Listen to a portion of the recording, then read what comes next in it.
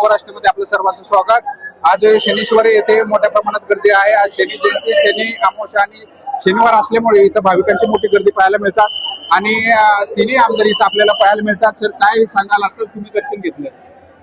निश्चितच एक आज शनी महाराजांची जयंती आहे आणि शनीश्वर महाराजांच्या आशीर्वादासाठी मी गेल्या कित्येक वर्षापासून शनी महाराजांच्या दर्शनाला येत असतो। त्यामुळे आज एक वेगळा दिवस आहे। त्या दृष्टीने शनी महाराजांचे आशीर्वाद घेण्यासाठी आलो। शनी महाराजांना प्रार्थना केली आहे, सर्व आमचा बळीराजा सुखी राहायला पाहिजे, महाराष्ट्रामध्ये सगळे सुख समृद्धी नांदली पाहिजे ही प्रार्थना शनीच्या। सर सकाळपासूनच इथं 5 ते 6 लाख भाविकांनी इथे दर्शन घेतलेले आहे आणि इथे आता एक मी दर्शन घेतलं। नक्कीच आजचा हा अतिशय अमूल्य असा योग आहे। आज शनी अमावस्या आहे, शनी जयंती आहे, असा अमूल्य योग आज आल्यामुळं लाखो भाविक, आतापर्यंत 7-8 लाख भाविकांनी दर्शन घेतलं। अजूनही संपूर्ण राज्यातून देशभरातून शनिरायांच्या चरणी लीन होण्यासाठी अनेक भाविक येत आहेत। खरं तर आपलं भाग्य आहे की ज्या जागतिक दर्जा प्राप्त हे देवस्थान आपलं आहे आणि त्या तालुक्याचं प्रतिनिधित्व करण्याची संधी मला मिळालेली आहे आणि म्हणून निश्चित भविष्य काळामध्ये इथं आल्यानंतर शनिराया आपल्या सर्व मनोकामना पूर्ण करतो।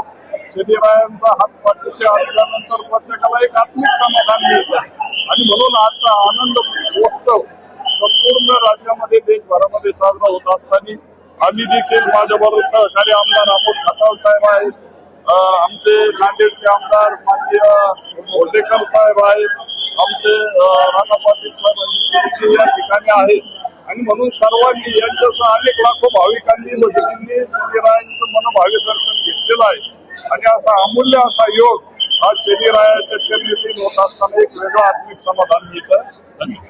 कुठेतरी उष्णता वाढताना पाहायला मिळत आहे, पण पुढे भाविकांची गर्दी कमी नाही, भाविकांची संख्या वाढताना नाही। भाविकांचा ओघ हा करून आतापर्यंत शनी महाराजांच्या प्रत्येकाच्या आयुष्यामध्ये एक श्रद्धास्थान म्हणून बघितलं जातं आणि त्यामुळं ऊन वारा पाऊस असो ज्या पद्धतीने आपण बघितलं का शनी शिंगणापूरला हे मंदिरासारखं मंदिर नाहीये, ही जी महाराजांची शिला आहे ही उघड्यावरती आहे। त्याच्यामुळे ऊन किती कडक असला तरी मला वाटतं सकाळपासूनच आता 300 लोक सांगतायत, 5-6 लाख लोक भाविकांनी दर्शन घेऊन गेले। अजून संध्याकाळपर्यंत कितीतरी लाखो भाविक दर्शन घेतील अशी अपेक्षा आहे। तुम्ही पाहू शकता तिन्ही आमदारांनी इथं दर्शन घेतलेलं आहे आणि भाविकांना आवाहन केलेलं आहे की त्यांनी देखील शांततेत दर्शन घ्यावं। शनी शिंगणापूर, अहिल्यानगर।